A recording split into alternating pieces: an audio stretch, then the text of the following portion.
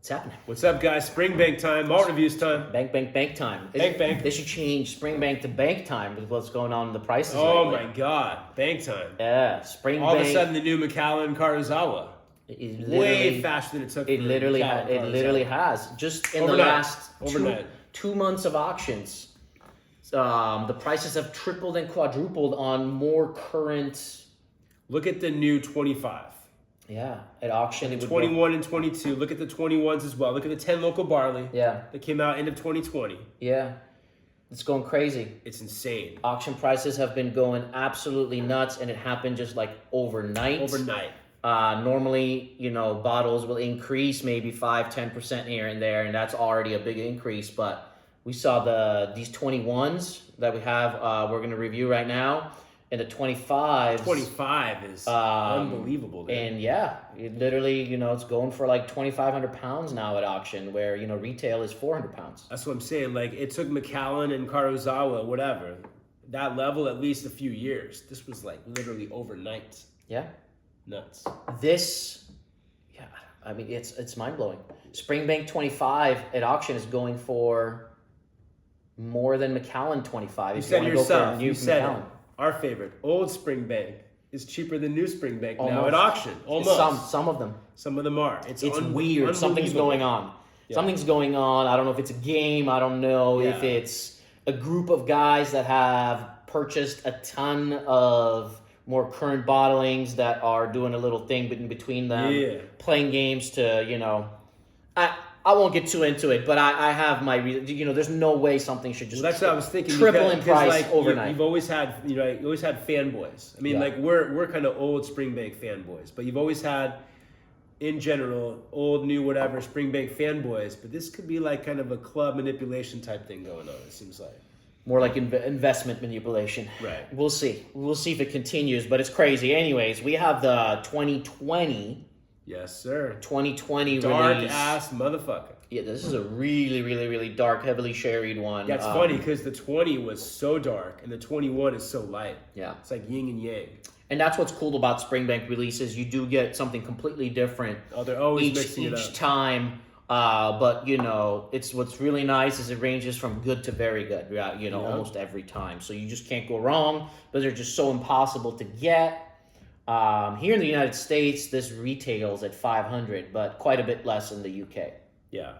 Oh, if you can get it for like the 2 seconds it's available on websites. Yeah. It sells out in seconds. You almost have to be an insider, like know the owner of the website. It's going to tell you it's releasing at 4 a.m. Find out the exact minute it's coming out. Yeah. At least these are pricey, but you can still find them every now and then. Yeah. I mean, this bottle at auction, I think, is still going for like 1,200 pounds now. Yeah.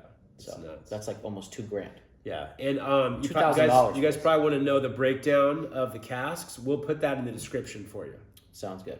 Yeah, it's always different percentages. I know the percentages of this one. Normally you're good at that. Normally you know everything, Mr. Fanboy. I know it's mainly sherry. It's mainly sherry and it's either rum, I believe. Yeah, that's what it is. It's those three. Yeah.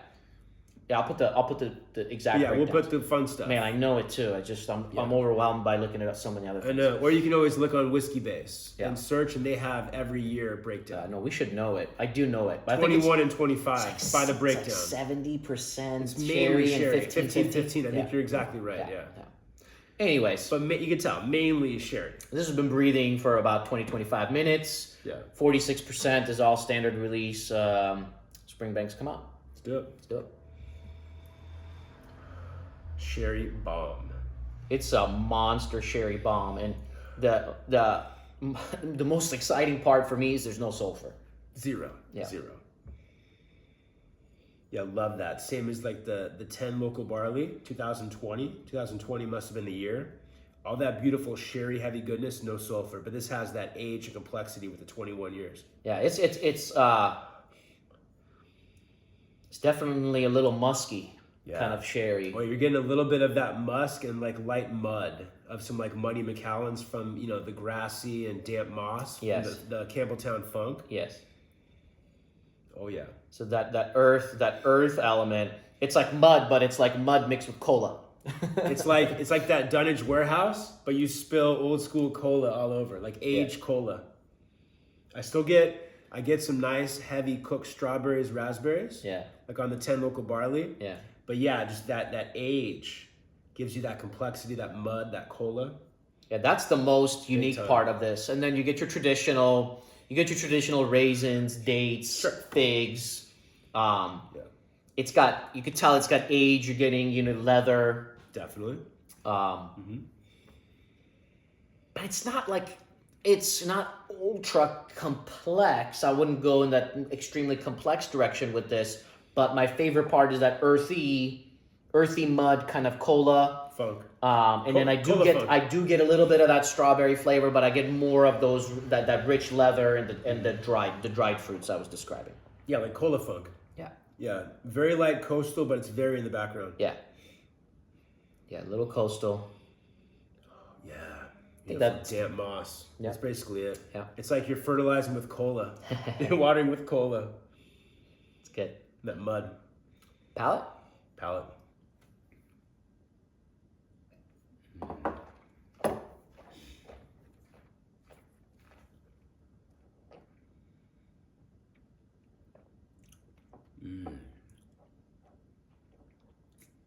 me get a cola.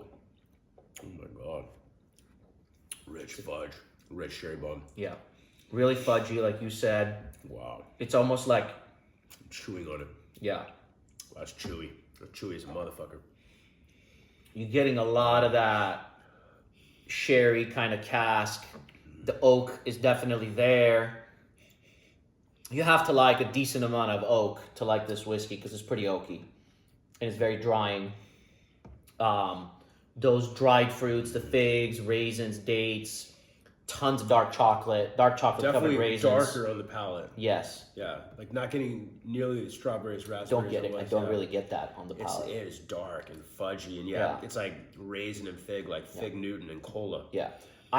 Big time. Yeah, and you do get some of that earth, but it's almost like overtaken by the cask. It's the all sherry cask on the palate. Yeah, it's overtaken a little bit, which it leaves you wanting a little bit more Springbank characteristic. Yeah, so say, especially if you're a Campbelltown or a spirit-driven fanboy. Yeah, you're not going to. You're not going to like. Yeah, you're not going to like this. But in terms of just straight sherry, it's not ultra complex, but it is definitely enjoyable. I like the nose a little bit more because I got a little bit more, a little refinement from there. It just really takes over the palate. The sherry, it's a little overly sherried. I wish it was a little less. To the point, I hear a lot of people that review both the 10 local barley and this 21. If they do complain, it will be that I couldn't for sure tell it was a Springbank on the palate, right? Because the cask took over. Could be Macallan, could be Glendronach, could be Glenfarclas. I totally get that. I know we're saying cola, and there's something unique in like these old school sherry casks where there's a cola. It's a different kind of cola here. In the 10, it's not old school cola. Yeah, in the 10, I got hints of that old school cola. Yeah. And I guess the way to describe it would be like when we talk about some of these older, 50s, 60s sherry whiskeys. It's like that old danky, musty sherry. Yeah. The cola is the same way. It's like antique, dusty cola, if that makes any sense. But yeah, this is very modern sherry, modern cola. Very good. Very good. I think with a drop of water, the palate opens up a little bit. But still, as you take that first sip, it just starts drying out, and it becomes lots of leather and lots of chocolate. The earth. With water, though, that earthy element tends to come out a little bit more, a little grassy, a little mud. Lots of those dried fruits are definitely there, but we expect that. We see aged sherried whiskey, the dates, the figs, the raisins. We expect that. It's almost naturally going to be there. Beautiful leather fudge. Yeah. It's a leather fudge. I mean, don't get me wrong, it's bloody delicious, but I see in the whole arena of Springbank how complex it can be. Yeah. People would complain that it's too sherry cask driven. Yeah. I totally get that. Yeah. It's still really delicious. Here's how I'm gonna say. Really good. Here's how I'm gonna scale. The finish lingers, but it's mainly with the chocolate, the leather, a little bit of that earth. It gets a little one-dimensional. One-dimensional. Right. It's lacking complexity. It's a little overly sherried. Right. But it is still very enjoyable in my opinion. Yeah. I'm gonna score this I'm going to score this an 87. It's an 87 for me. And it's a mood whiskey. There will be a day where I will be in the mood for this. There'll be like a time where I'll be really in the mood for this, and it might score a point or two higher in terms of enjoyment. But from analyzing this from a technical standpoint, I can't go higher than 87 if I'm factoring in that. But there's going to be a day where I'm really going to crave this, and it's really going to hit the spot even more than, let's say, a whiskey that I might score 90 technically, because it's a mood whiskey for me. It's a mood whiskey. So I'm just kind of explaining my score with this. I really, really like it, and 87 is a great score. But from a technical standpoint, I don't know if I can go higher than that. I gotcha. Well, yeah, it's kind of like different ways of looking at it. Yeah. I see how people would say, well, if I'm thinking Springbank, Yeah. then I have this kind of bias of these things I expect. Yeah. You're not looking at like whiskey like blind in a vacuum. I'm looking at it blind. It's freaking delicious. It is delicious. I'm gonna go 89. Yeah. And I have no problem with that. Yeah. Especially from an enjoyment standpoint. Yeah. Anyways, Springbank 21-year-old. This whiskey now, if you want to get it at auction, you got to cough a couple $1,000s. It's pretty crazy. It is pretty crazy. It's got to be like investment appreciation game. Yeah, we were able to get this in the United States at retail price here, and even that's crazy expensive. Yeah. Yeah. Considering we're used to getting it every year at what price? Across the pond? 200 something euros. 210 pounds? Yeah. Oh my God. Yeah, it's a big difference. Yeah. Oh my God. Yeah, if you can, really enjoyable. If you can try it, Yeah. get a sample, share it. Yeah, it's really, really enjoyable whiskey, and this is a mood whiskey for me. Oh yeah, I mean anytime it's that heavily sherried, it's a mood whiskey, at least for me. Yeah. You know when I enjoy stuff like this, like when I'm going to like let's say I'm going to like a concert and I'm gonna sneak in like a flask or something like that. Yeah. And I'm not sitting there like nosing it the whole time. There's something about it, like at concerts, I love taking these heavily sherried whiskeys and just chilling there. I don't know. Something about it. That's what it reminded me of. Sounds good. Anyways, we're rambling on. We'll see you guys soon for many, many more. If you haven't subscribed, definitely subscribe because we're going to keep bringing you guys superstar whiskeys, museum piece whiskeys. We'll see you guys soon. Yes, sir. Ramble on. Cheers.